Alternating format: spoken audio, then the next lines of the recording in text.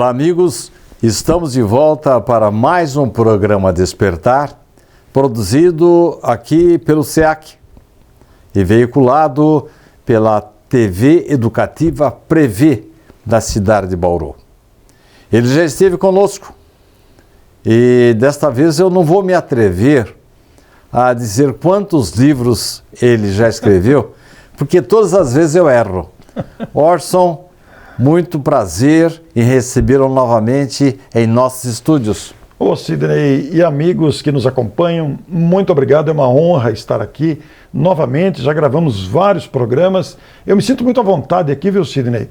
É uma satisfação participar do programa que a TV SEAC produz, do Centro Espírita Amor e Caridade, transmitido aqui pela TV. Orson Peter Carrara nasceu em Mineiros do Tietê e fixou-se na cidade de Matão.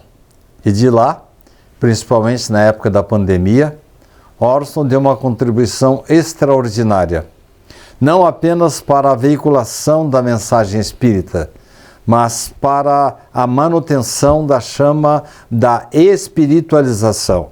No momento em que nós não podíamos ir mais às igrejas, aos templos evangélicos, aos centros espíritas, aos terreiros de Umbanda, aos templos messiânicos, Orson manteve acesa a chama do Evangelho de Jesus através de entrevistas, lives, que ele espalhou e tornou assim, vamos dizer, parte do nosso dia a dia atual.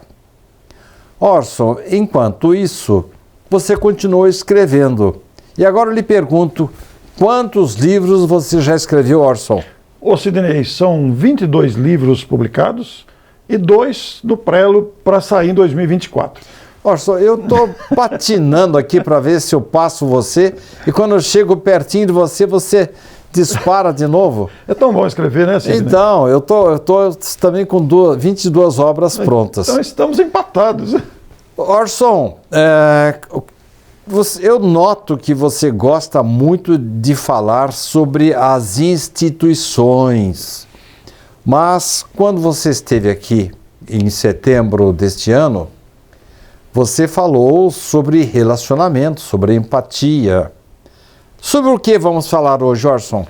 Sidney, eu tenho um perfil, eu reconheço isso.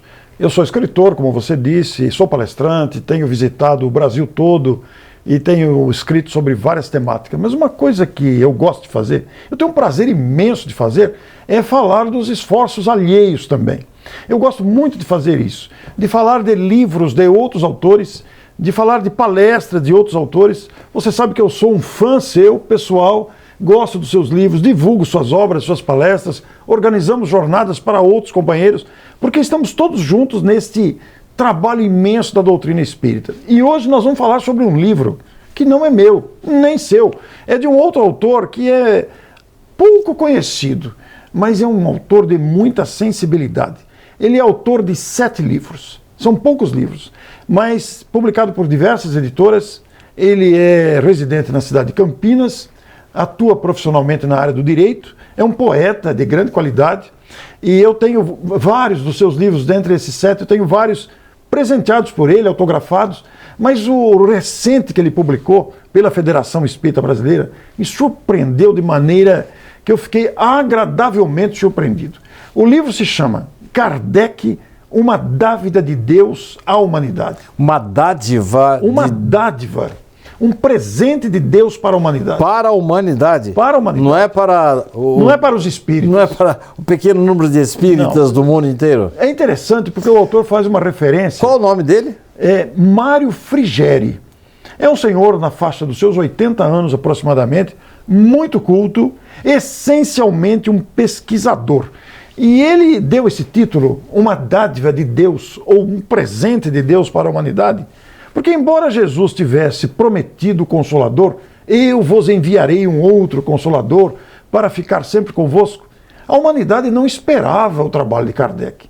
Foi uma surpresa, apesar da promessa de Jesus, mas foi uma surpresa naquela época, pós-iluminismo, pós-revolução francesa.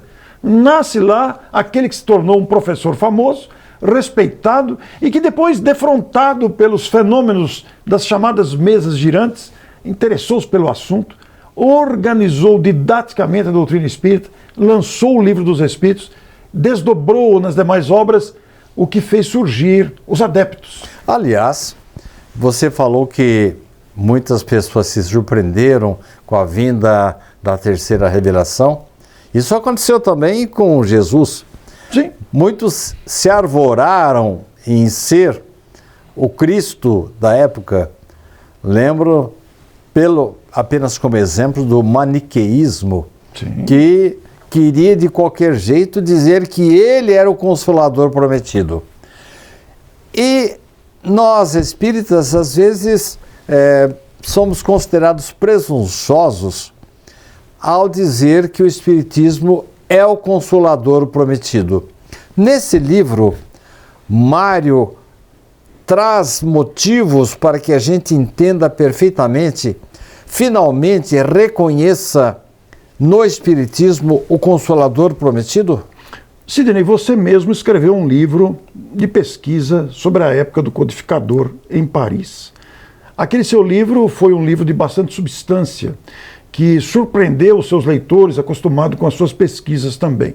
E o Mário surpreende, e eu particularmente estou encantado com o livro do Mário.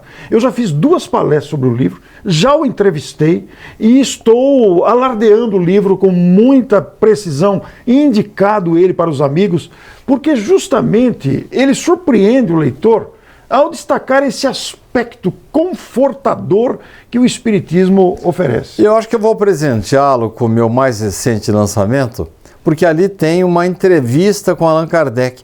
Quem sabe você se engraça com o meu livro também e daqui a pouco está gravando um programa em cima dele. Pois é, eu não tive a oportunidade de ler seu livro ainda, não tive acesso a ele ainda, não chegou a mim ainda, né? Então, que amigo urso que sou, né? De não presenteá-lo com uma obra. Pois é, eu recebi o livro do Mário, fiquei encantado com a obra, porque realmente você falou bem, parece presunção achar que o Espiritismo é o Consolador. Mas é que o Espiritismo oferece tanto conteúdo àquele que o encontra, que o conforto naturalmente adentra a alma de quem lê os conceitos fundamentais de Allan Kardec. Allan Kardec foi um gênio da humanidade, foi um benfeitor da humanidade. Isso ainda será reconhecido, Sidney. No próximo bloco, eu quero que Orson nos traga os argumentos que o encantaram, que o convenceram a trazer para um programa de televisão essa afirmativa de que o professor Rivaio, depois assumindo um pseudônimo de Allan Kardec, tinha tanta coisa para dizer. Não saia daí, no instantinho estaremos de volta.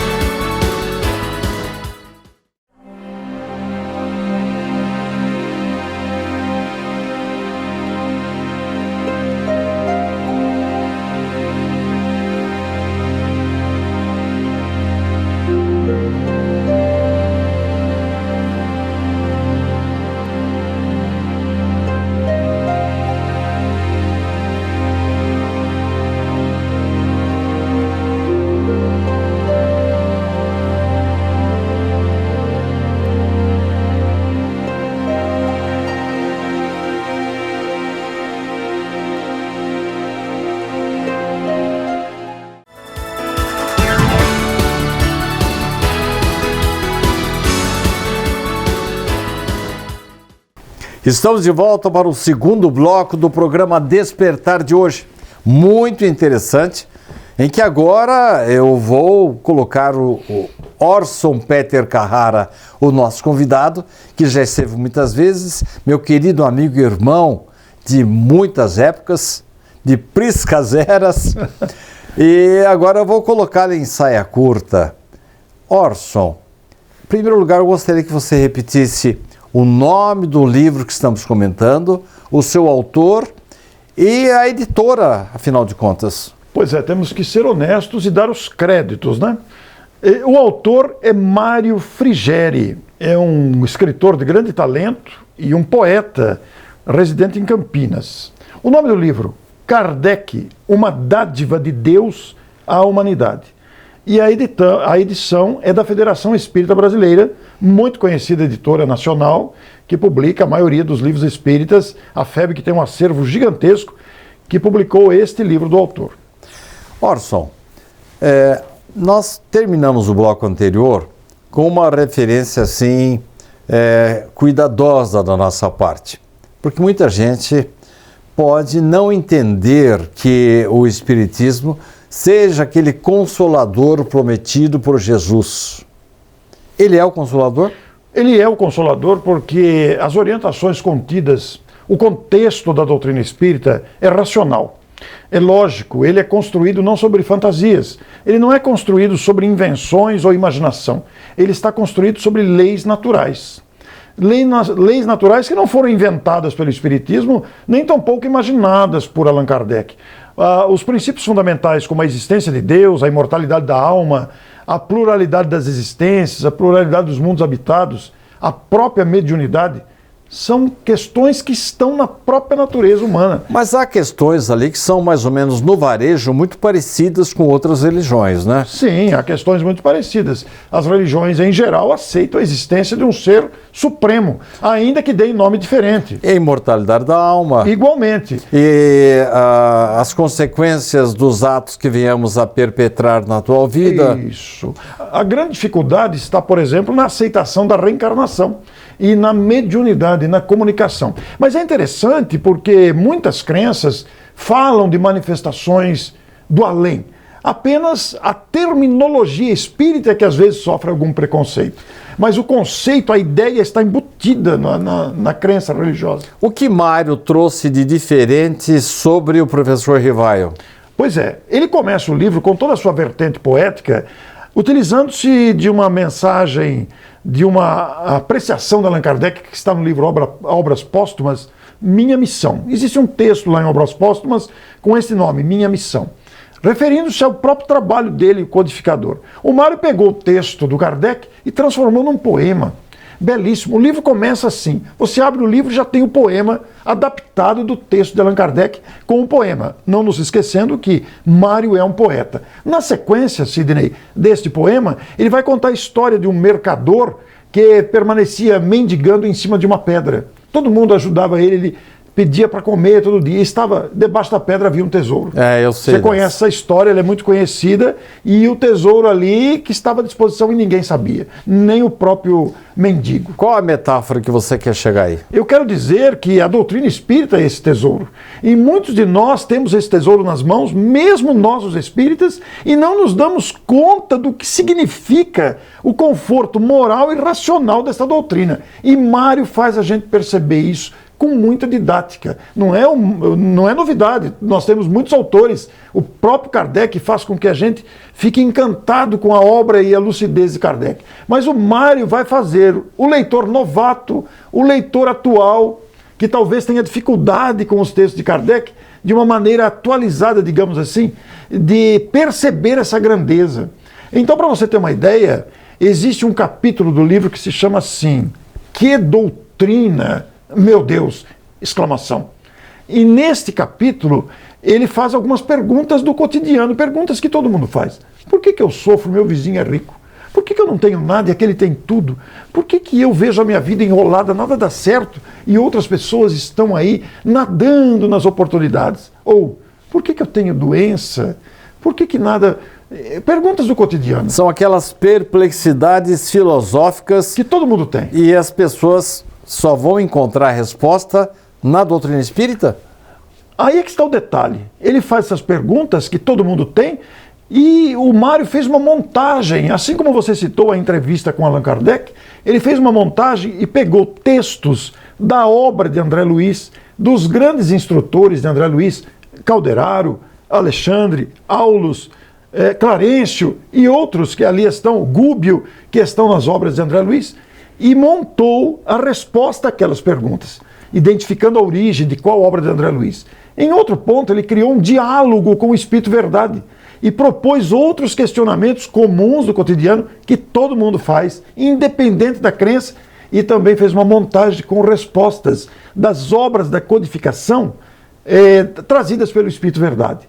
Num outro capítulo, ele colocou o título Niáragas de Luz. Niáragas é o nome indígena e indica uma queda d'água que existe entre os Estados Unidos e o Canadá. Muito parecido aqui com a nossa Foz do Iguaçu. A nossa Foz do Iguaçu tem várias quedas. Niáraga é quase que uma queda só, muito famosa, muito bonita, né? Então, Niáragas, que é um termo pouco conhecido, é um termo pouco usado, mas ele colocou lá Niáragas de Luz. E igualmente vai apresentando esses recortes, digamos assim, aqueles trechos selecionados e recortados que vão engrandecer exatamente este caráter confortador do Espiritismo. Eu digo para você, Sidney, eu estou encantado com a obra. Eu ia perguntar agora exatamente isso. O que na obra de Mário o encantou desta forma? Será que num minutinho você me responde? Eu acho que eu consigo responder. Foi o caráter didático da seleção que ele fez. Ele foi capaz de reunir numa obra só trechos destacados da literatura espírita e mediúnica. Isso foi fundamental, porque você vai direto em questões primordiais do dia a dia. Isso encanta, Sidney. A gente fica percebendo a grandeza dessa doutrina que está à nossa disposição. Basta que a gente mergulhe nessas obras maravilhosas que aí estão. Ele fez isso. No próximo bloco, eu vou perguntar ao Orson se será que não estaremos ainda, neste momento, passando pela mesma incredulidade, porque as pessoas vivenciaram lá atrás, quando as igrejas estavam se esvaziando, quando o homem não acreditava mais no inferno nem céu, e muito menos em relação a Jesus e ao próprio Deus, uma descrença generalizada. Aliás, foi esse o ambiente que o professor Rivaio encontrou para iniciar a sua jornada. Aliás, ele não queria muito saber desse assunto, não, e achando que aquelas mesas que giravam, que pulavam, saltavam, levitavam e se estraçalhavam no chão, que aquilo ali, por trás daquilo, ou havia uma farsa, ou aquelas perguntas fúteis não mereceriam atenção. No próximo bloco, eu quero saber do Orson se a nova religião que o professor Rivaio trouxe, depois assumindo um pseudônimo para não confundir o seu trabalho como professor, educador, como revelador. E quero saber do Orson se além dessa nova religião que o Espiritismo trouxe, se a filosofia, se a parte experimental dão substância efetivamente para nós afirmarmos que estamos diante de uma nova revelação. Não saia daí. Vamos refletir sobre esse assunto, sobre as descrenças atuais. Vamos ver se o Orson tem uma solução para esse momento difícil das nossas vidas. Voltamos já já.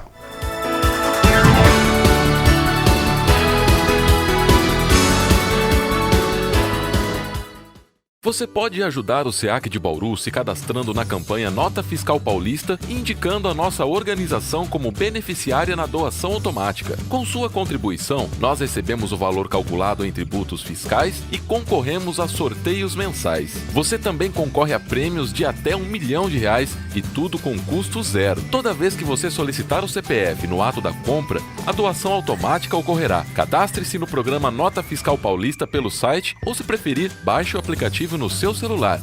Faça seu login e siga o passo a passo que o sistema oferece. Escolha a opção Entidades e, em seguida, Doação de cupom fiscal com CPF automático. Pesquise pelo nosso CNPJ, Centro Espírita Amor e Caridade, e selecione Prazo Indeterminado. Pronto, agora você já está ajudando o SEAC e todos os nossos projetos. O Centro Espírita Amor e Caridade de Bauru agradece.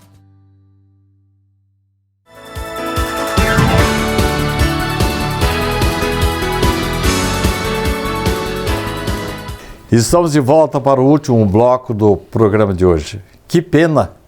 O tempo voou e Orson Peter Carrara tem tanta coisa para nos dizer ainda. Eu vou pressioná-lo aqui para ele retornar aos nossos estúdios, próxima vez que passar por Bauru, falar novamente sobre Kardec, sobre Jesus, sobre as obras que ele nos aconselha, sobre os filmes a que ele assiste. Orson, vamos para o último bloco do programa de hoje. Eu queria, antes de mais nada, saber se dentro do livro do Mário, além de falar do professor Rivaio, ele fala em Jesus? Sidney, ele dá um destaque muito especial ao mestre da humanidade. São vários capítulos só para falar de Jesus. É impressionante a suavidade e o envolvimento que ele cria com essa personalidade marcante da história, a quem devemos voltar a nossa atenção. E também dedica alguns capítulos ao Brasil, Sidney. Muito interessante a apreciação que ele faz da pátria do Evangelho, do trabalho espírita no Brasil e da missão do país como coletividade, apesar do momento complexo da história.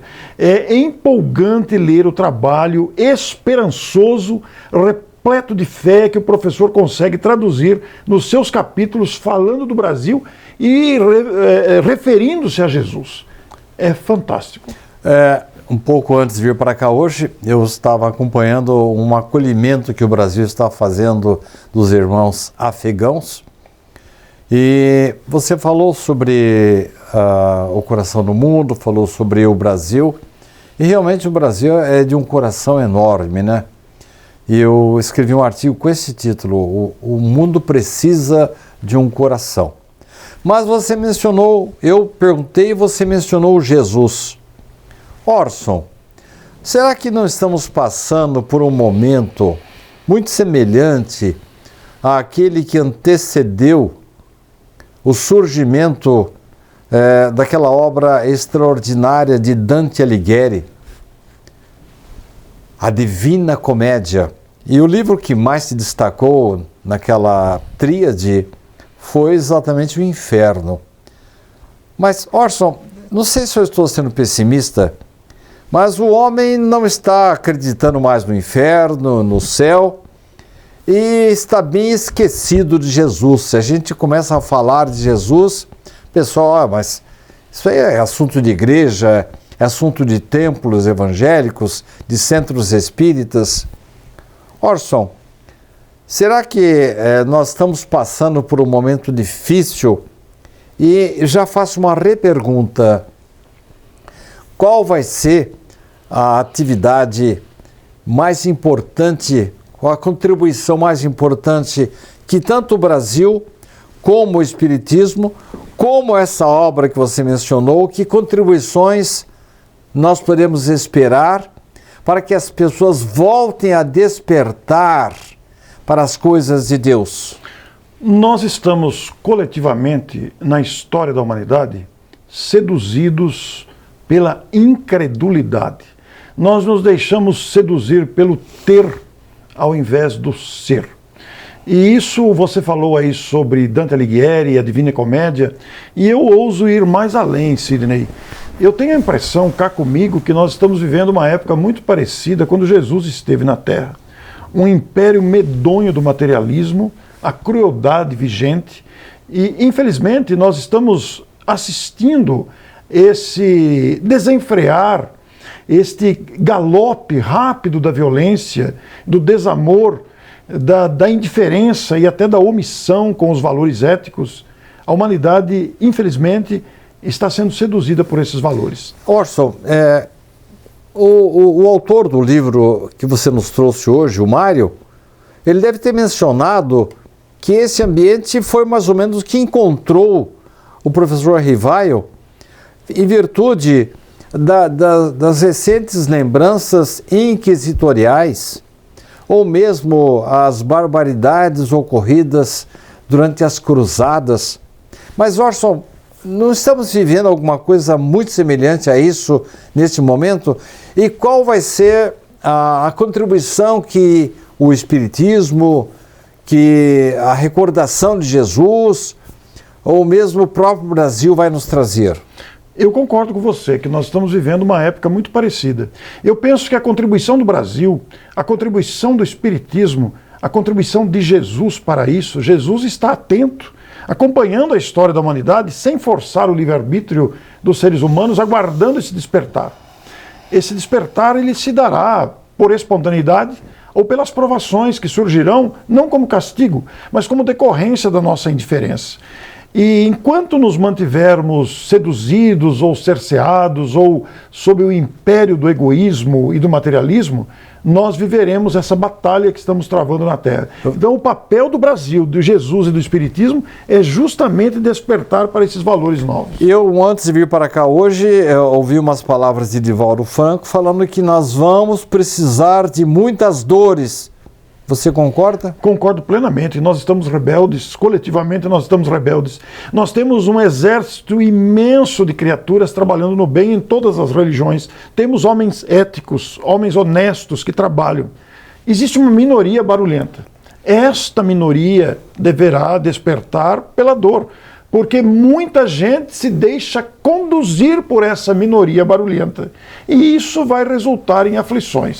Mas ainda é tempo de despertar, Sidney. Nós estamos chegando ao final, infelizmente, e um amigo, tempos atrás, disse que em 2057 nós teríamos o início de uma transição planetária, que muitos espíritos viriam de Skol para cá.